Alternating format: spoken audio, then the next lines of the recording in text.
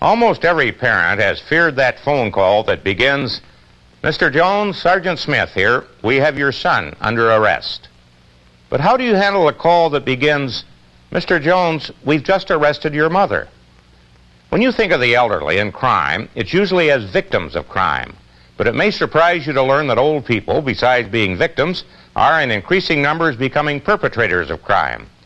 It's been estimated that in 1982, police arrested 500,000 people over the age of 55, mostly for shoplifting. It's not really a major crime wave, but the increase in numbers is enough to puzzle and concern criminologists. This is a drugstore in Hallandale, Florida, called Drug World. It's been estimated that in Broward County alone, the bill for shoplifting amounts to over $80 million a year. The casual-looking shopper is really Lucy Corsa, the store detective. In the stores that I work at, 85% of your shoplifters are elderly, are over 60. And that really amazes a lot of people, but it is true. They say they don't like waiting in lines, the store owes them something, or it just dropped in their purse or their pocket, and another one, they're sick, or they just don't know.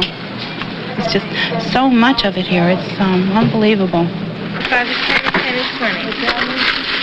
A 60 Minutes camera was in the store with Lucy last summer. She has signaled to us that the woman to her left has put something from the drug department into her handbag. Lucy waits at the cash register to see if the woman will pay for it. Face was on sale. The Gleam was on sale. Oh, really?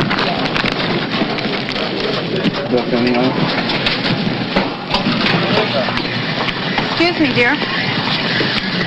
I'm the store detective for Drug World. Yeah. I want to know if you had a receipt for your laxatives. No, your laxative is in your purse here.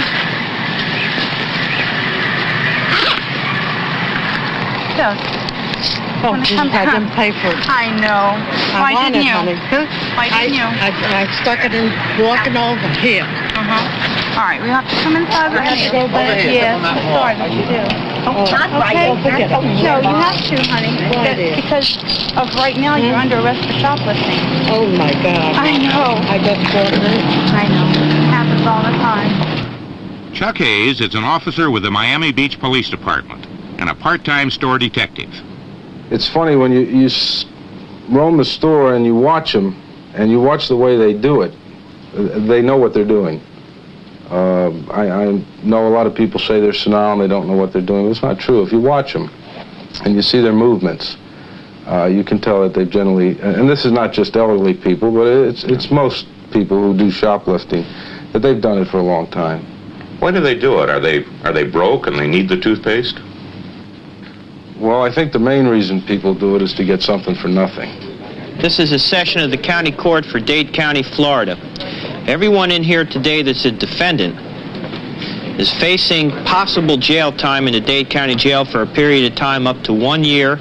Judge David Gerstein, who presides over a Dade County court in Florida, probably sees more elderly shoplifters than any other judge in America. The charge against you is shoplifting, sir. How do you plead? I plead guilty. I don't know what happened to me. It went in my head or something, so I deserve the punishment whatever you give me.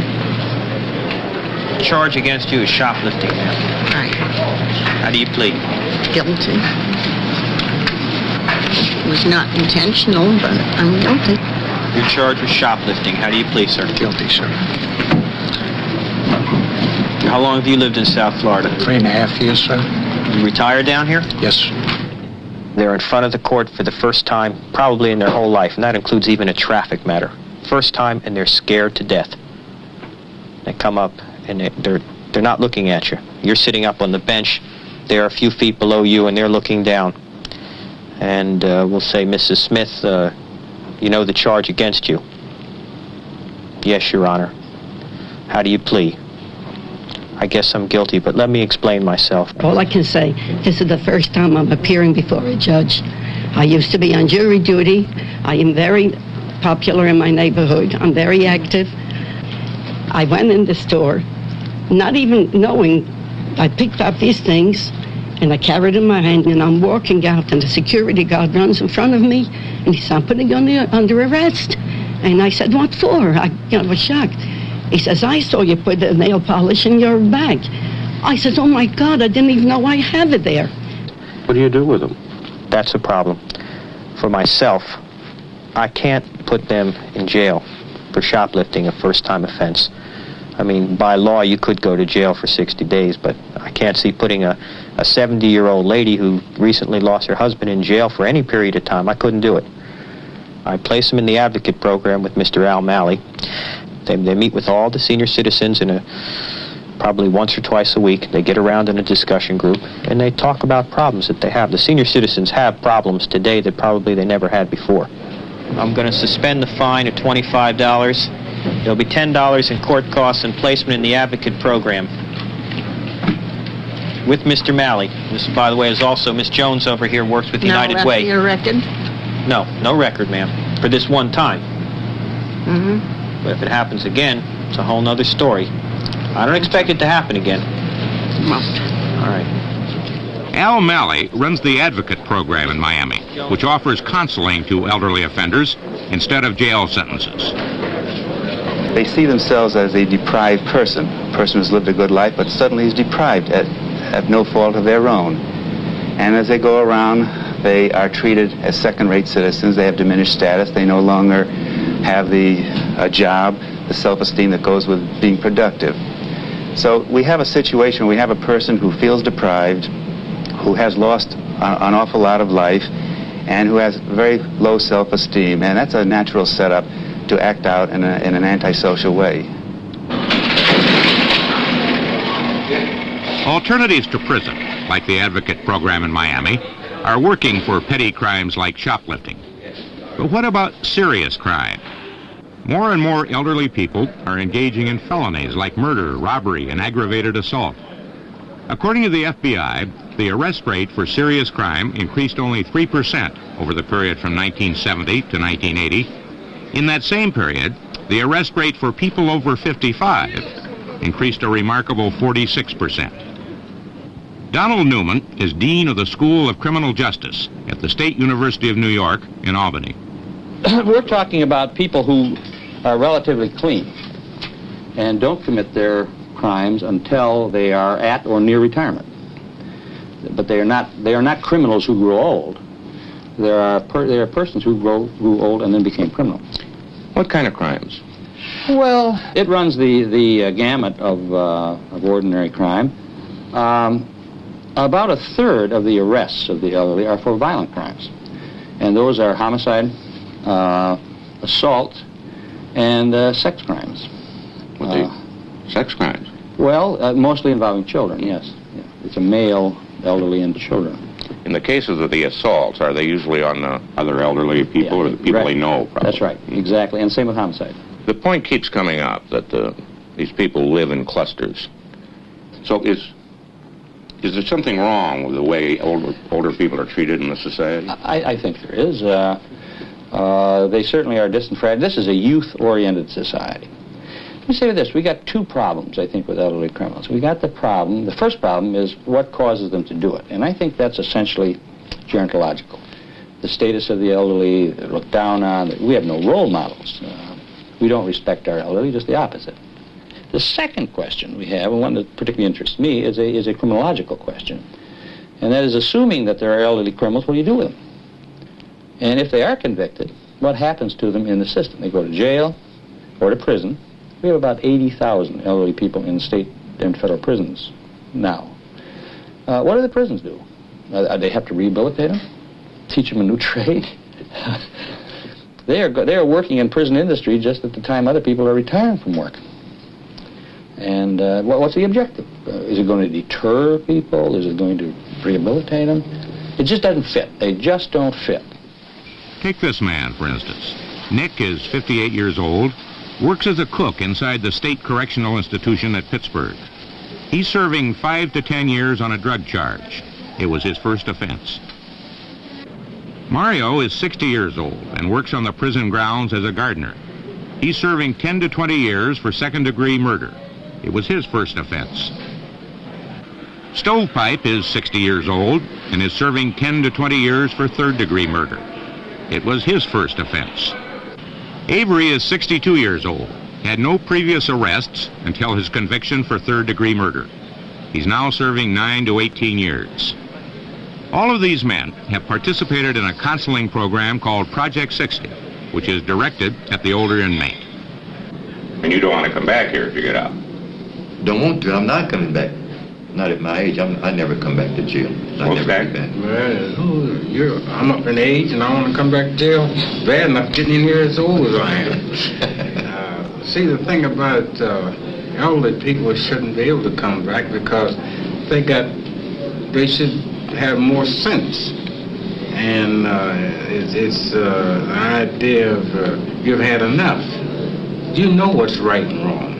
A young man, he makes mistakes on impulses. But an old man, when he makes mistakes, it's serious because he's supposed to know better. So you got a conscience, you got a deep conscience because you had experience in life. So why should you keep on making the same mistake over and over again? But if I was young as the devil, I could have an excuse for making mistakes. But I have no excuse since I'm of age. You get hassled or bothered by the younger inmates? You're in here, this is actually another city or a world all of its own. It has its own rules and regulations that you have to abide by.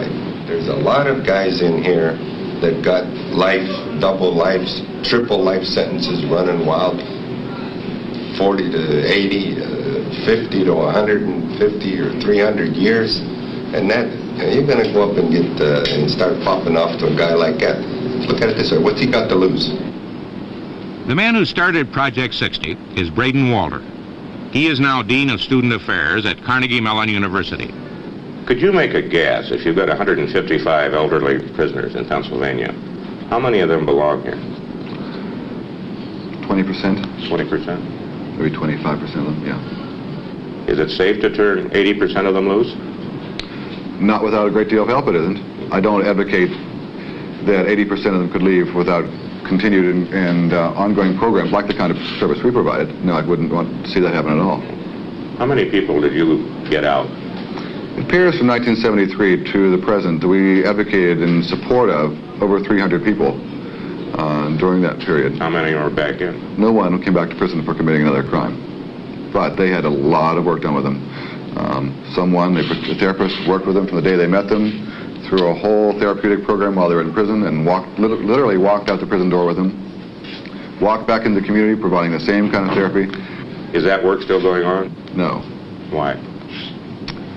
Government chose for it not to be a priority. When government money started getting tougher and tougher to get, they began to cut programs right and left.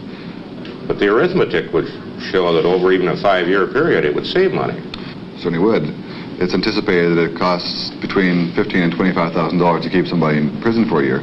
And with the added costs of medical problems for older people, it's going to be much higher. It costs me $1,000 a year to work with a prisoner and give them comprehensive service, both prior to release and post-release. Is it going to get worse? It's going to get worse.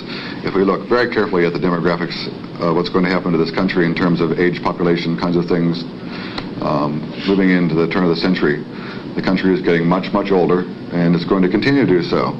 As we do that, we're going to have more people committing crime, and the prisons are going to have a larger percentage of population that is older. It's already looking that way now, but over a period of time, it's going to become significantly higher.